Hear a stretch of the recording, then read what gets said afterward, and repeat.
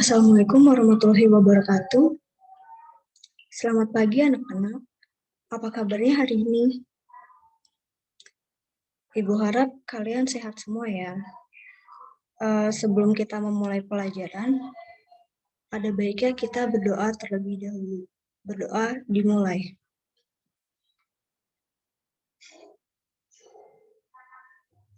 Berdoa selesai. Oke, Ibu akan mengabsen kalian. Adakah yang tidak masuk?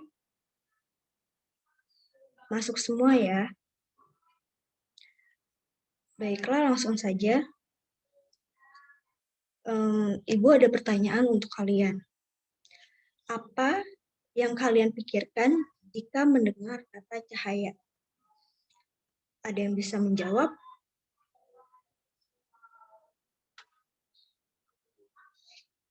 Iya, benar sekali. Kalian pasti berpikir tentang lampu atau lampu senter atau juga matahari ya. Nah, lalu Ibu juga punya pertanyaan lagi. Apakah cahaya memiliki peranan yang penting dalam kehidupan kita? Coba kalian jawab pertanyaan ini.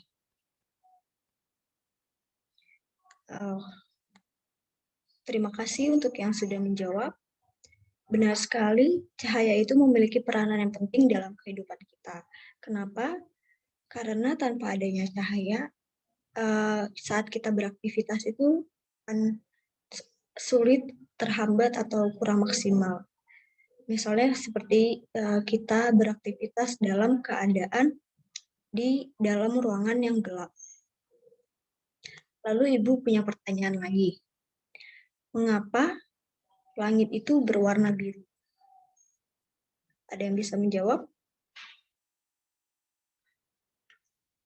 Langit itu berwarna biru karena terdapat 3 hal utama. Yang pertama itu dikarenakan cahaya matahari, yang kedua karena partikel di atmosfer bumi, dan yang ketiga yaitu faktor penglihatan manusia.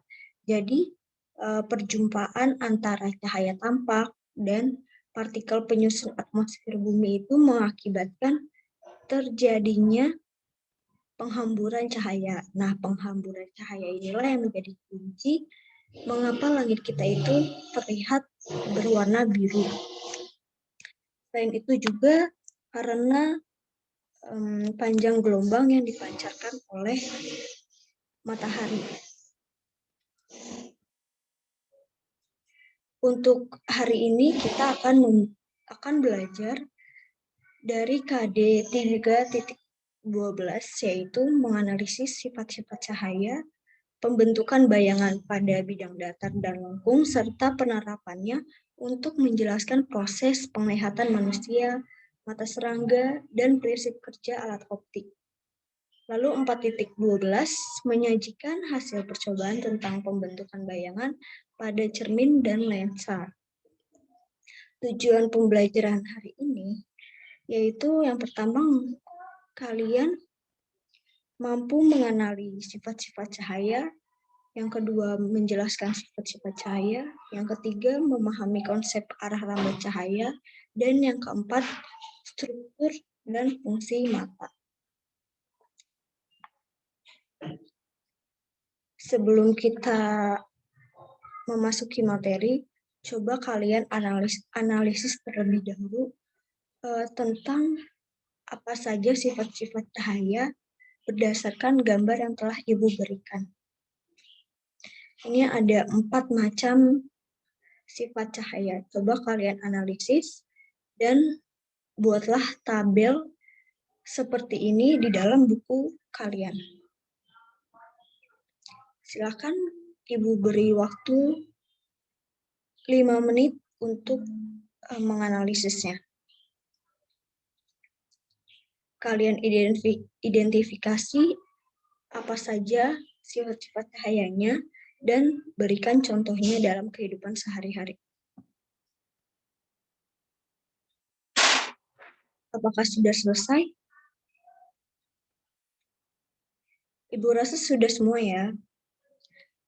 Oke, untuk mengecek jawaban kalian itu benar atau salah, kita akan masuk ke materi yang selanjutnya.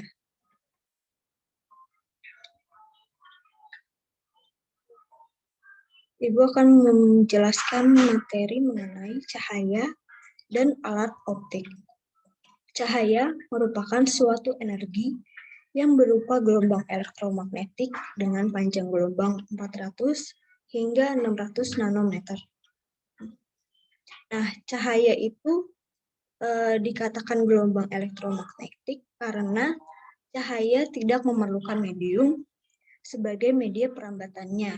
Artinya, walaupun tidak ada medium, gelombang cahaya dapat merambat dari suatu sumber cahaya ke penerima gelombang cahaya. Misalnya, pada siang hari terlihat terang karena cahaya matahari itu menerangi bumi. Nah, walaupun matahari itu letaknya sangat jauh dari bumi dan dipisahkan oleh ruang hampa di ruang angkasa, namun cahaya matahari dapat mampu sampai hingga ke bumi. Nah, di sekitar kita itu ada banyak sekali benda yang memancarkan cahaya. Nah, benda yang dapat memancarkan gelombang cahaya tersebut dinamakan sumber cahaya. Contohnya matahari, api, lampu, dan lain sebagainya. Nah, sumber cahaya itu dibagi menjadi dua. Yang pertama, sumber cahaya alami, dan yang kedua, sumber cahaya buatan. Sumber cahaya alami merupakan sumber cahaya yang menghasilkan cahaya secara alamiah dan setiap saat. Lalu yang kedua, sumber cahaya buatan itu merupakan sumber cahaya yang memancarkan cahaya karena dibuat oleh manusia dan tidak tersedia setiap saat. Contoh dari sumber cahaya alami yaitu matahari dan bintang. Lalu untuk sumber cahaya buatan itu contohnya lilin, lampu senter, dan lampu neon. Kalian udah tahu kan apa itu bayangan? Seperti misalnya saat kita berada di suatu ruangan, cahaya dari lampu itu akan menerangi kita, tetapi pasti membentuk suatu bayangan yang di bawah kita kayak terlihat hitam. Tapi ternyata bayangan itu dibagi menjadi dua bagian. Yang pertama, bagian umbra dan penumbra. Untuk umbra itu merupakan daerah di mana sumber cahaya terhalang seluruhnya. Nah, lalu untuk penumbra itu merupakan daerah di mana cahaya terhalang sebagian. Selanjutnya, sifat-sifat cahaya. Yang pertama, cahaya dapat merambat lurus. Cahaya akan selalu merambat lurus dengan kecepatan 3 kali 10⁸ meter per sekon. Nah, jika kita berada dalam suatu ruangan yang terdapat sebuah celah, dari luar tampak berkas cahaya masuk ke dalam ruangan. Nah, bila diperhatikan, berkas cahaya itu lurus. Nah, contohnya ini seperti pada gambar, cahaya yang masuk pada jendela akan terlihat lurus, jadi merambat lurus gitu. Terus juga selain itu ada contoh seperti cahaya dari sorot lampu mobil. Nah, itu juga termasuk cahaya merambat lurus. Selain itu, contoh dari cahaya yang merambat karena sorot lampu mobil itu juga termasuk ke dalam sifat kimia karena penghamburan cahaya, yaitu sifat sistem koloid. Lalu yang kedua, cahaya dapat dibiaskan. Pembiasan cahaya adalah peristiwa pembelokan cahaya setelah melalui medium rambat. Pembiasan cahaya ini terjadi karena adanya perubahan kelajuan gelombang cahaya ketika gelombang cahaya tersebut merambat di antara dua medium yang berbeda. Contohnya, gambar pensil yang ada di samping itu akan terlihat patah saat dimasukkan ke gelas bening yang berisi air jernih. Selain itu ada juga contoh ikan yang berada dalam akuarium akan terlihat lebih besar. Nah, pensil tersebut terlihat patah karena dia itu merambat di antara dua medium, yaitu medium udara dan juga medium air. Lalu yang ketiga, cahaya dapat dipantulkan. Pemantulan cahaya itu dapat dibedakan menjadi dua jenis, yaitu pemantulan teratur dan pemantulan baur. Nah, pemantulan teratur itu merupakan pemantulan berkas cahaya yang terjadi jika cahaya tersebut mengenai benda dengan permukaan yang rata dan mengkilat. Contohnya itu seperti pemantulan pada cermin. Seperti kita sedang bercermin itu, bayangannya akan sesuai dengan pantulannya. Jadi sesuai dengan diri kita yang bercermin. Lalu pemantulan baur itu pemantulan berkas cahayanya sejajar, tetapi dia itu cahayanya itu mengenai permukaan yang kasar atau tidak rata. Nah, pemantulan baur ini juga sebenarnya berguna dalam kehidupan kita. Nah, misalnya itu pada sebuah ruangan, meskipun lampu pada ruangan tersebut tidak dinyalakan, tetapi ruang tersebut bisa menerima cahaya yang cukup terang. Karena misalnya itu kan pada siang hari, jadi cahaya matahari itu dipantulkan oleh benda-benda yang ada di sekitar ruangan tersebut. Lalu yang keempat, cahaya dapat diuraikan. Cahaya matahari sebenarnya berwarna putih. Cahaya putih matahari saat mengenai tetesan air hujan akan mengalami penguraian menjadi berbagai warna cahaya. Seperti itu seperti pada gambar, cahaya putih yang mengenai sebuah limas akan terurai menjadi warna Magico Hibiniu. Nah, contohnya itu juga pada pelangi yang terjadi karena penguraian cahaya matahari. Selanjutnya, sifat cahaya yang terakhir yaitu cahaya dapat menembus benda bening. Cahaya dapat menembus benda bening karena benda bening itu mampu meneruskan cahaya. Nah, benda-benda bening ini dinamakan sebagai benda transluen. Tapi ada juga benda lain yang dapat meneruskan sebagian cahaya yang datang dan menyebarkan sebagian cahaya lainnya. Itu tuh benda yang selain benda bening. Nah, itu dinamakan benda tembus cahaya juga. Nah, contohnya kain gorden yang tipis, lalu beberapa jenis plastik. Tetapi jika cahaya mengenai objek gelap, cahaya itu tidak akan menembus. Malah dia itu membentuk bayangan. Nah, benda yang menghalangi cahaya tersebut dinamakan benda tidak tembus cahaya atau benda opaque. Jadi, tidak semua benda itu dapat menembus cahaya. Nah, contohnya itu yang nggak bisa menembus cahaya seperti batu. Nah, contoh dari sifat ini adalah kaca jendela yang terkena sinar matahari. Selanjutnya, alat optik. Macam-macam alat optik itu seperti yang pertama ada kamera, yang kedua ada loop atau kaca pembesar, yang ketiga ada mikroskop, dan yang keempat ada teleskop, yang kelima ada teropong, dan yang keenam ada kacamata. Pada pertemuan kali ini, kita hanya membahas mengenai kamera.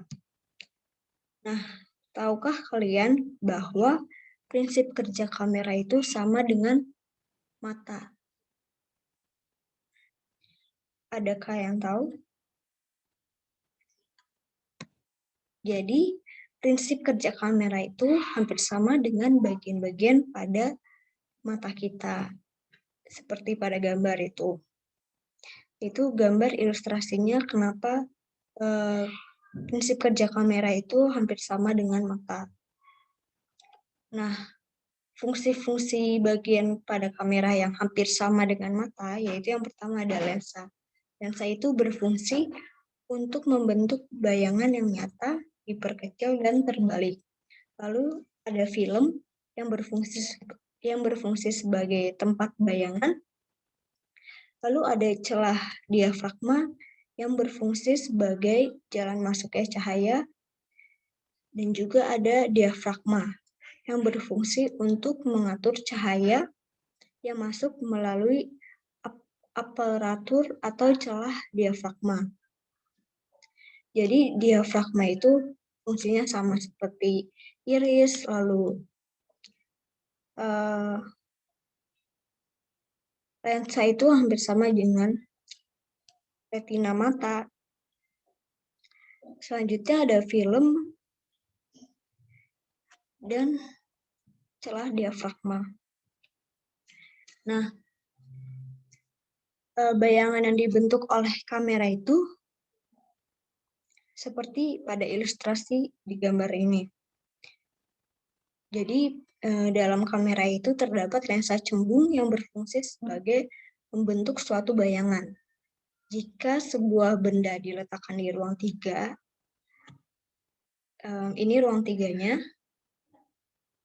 yang berada di belakang lensa cembung, di depan lensa cembung, maka itu akan terbentuk bayangan nyata, terbalik, dan diperkecil. Nah, ini bayangannya nyata, terbalik, dan diperkecil. Jadi, bayangan yang dibentuk oleh kamera itu hampir sama dengan mata manusia, yaitu benda yang diambil oleh kamera dan benda yang dilihat oleh mata manusia itu berada di ruang 3 dari lensa kamera maupun lensa mata. Jadi sehingga terbentuk bayangan yang sifatnya nyata, terbalik, dan diperkecil. Sekian materi untuk hari ini. Apakah ada pertanyaan? Kalau tidak ada pertanyaan, Ibu anggap kalian bisa memahami materi pembelajaran hari ini. Lalu untuk menjawab analisa kalian, adakah yang ingin mencoba menyebutkan?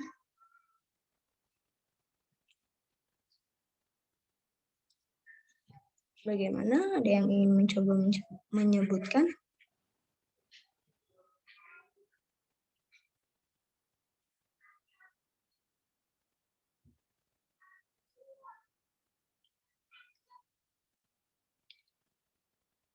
Menurut kalian, analisa kalian dengan materi yang sudah Ibu jelaskan, apakah sudah benar? Ada yang benar, ada yang salah ya. Coba kalian sebutkan apa saja sifat-sifat cahaya itu.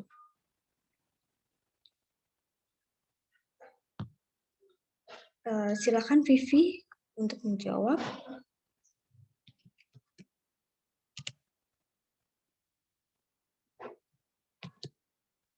Nah, contoh dari cahaya merambat lurus itu apa, Vi?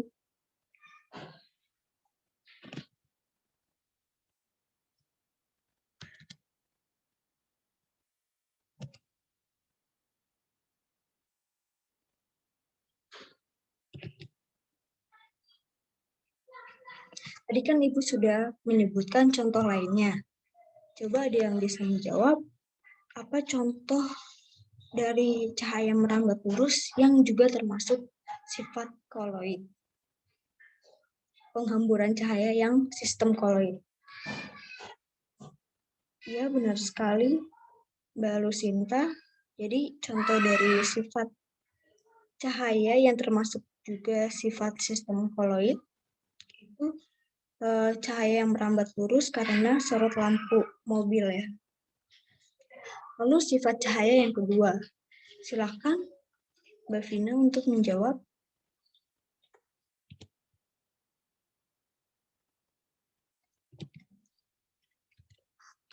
Nah, contoh dari sifat cahaya yang dapat dibelokkan atau dibiaskan ya.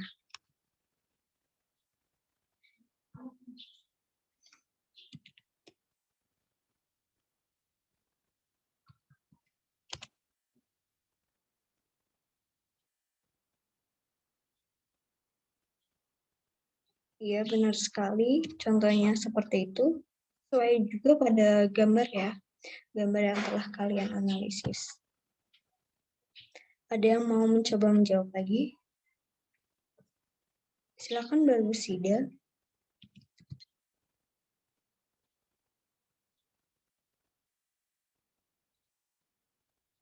Contohnya?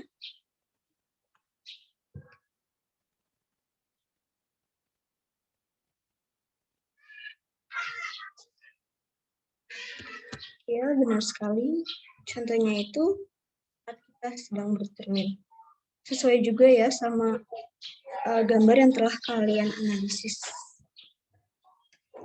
Lalu contoh yang keempat, ada yang mau menjawab? Silakan Anissa.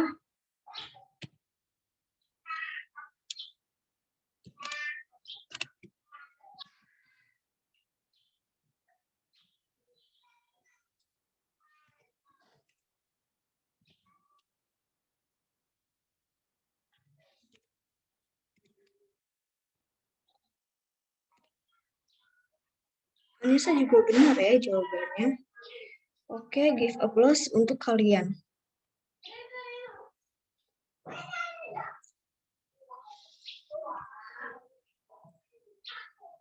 Ibu akan memberikan kesimpulan pembelajaran hari ini.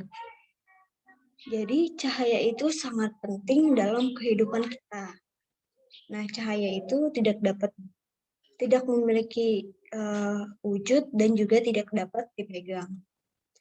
Sifat cahaya itu yang pertama ada cahaya dapat merambat lurus, yang kedua cahaya dapat diuraikan, yang ketiga cahaya dapat menembus benda bening, yang keempat cahaya dapat dibiaskan, dan yang kelima cahaya dapat dipantulkan. Lalu untuk alat optik itu sendiri contohnya ada kamera, loop atau kaca pembesar, teropong, mikroskop, teleskop, dan juga kacamata. Nah, prinsip kerja kamera itu hampir sama dengan fungsi dari mata manusia. Dan juga bayangan yang terbentuk juga sama dengan bayangan yang terbentuk oleh lensa mata manusia. Sebelum Ibu mengakhiri, Ibu akan memberikan tugas untuk kalian yang dikumpulkan minggu depan. Kalian buatlah mind map atau peta konsep yang sekreatif mungkin mengenai materi yang sudah kita pelajari hari ini. Kalian boleh membuatnya dengan tulis tangan di kertas HPS atau diketik di Word. Jadi buatlah sekreatif mungkin ya. Dan dikumpulkan minggu depan. Terima kasih. Ibu harap pertemuan hari ini kalian dapat menerima dengan baik materinya ya. Sekian, Ibu akhiri. Maaf jika ada salah kata. Kurang lebihnya mohon maaf. Wassalamualaikum warahmatullahi wabarakatuh. Semangat untuk pelajaran selanjutnya ya.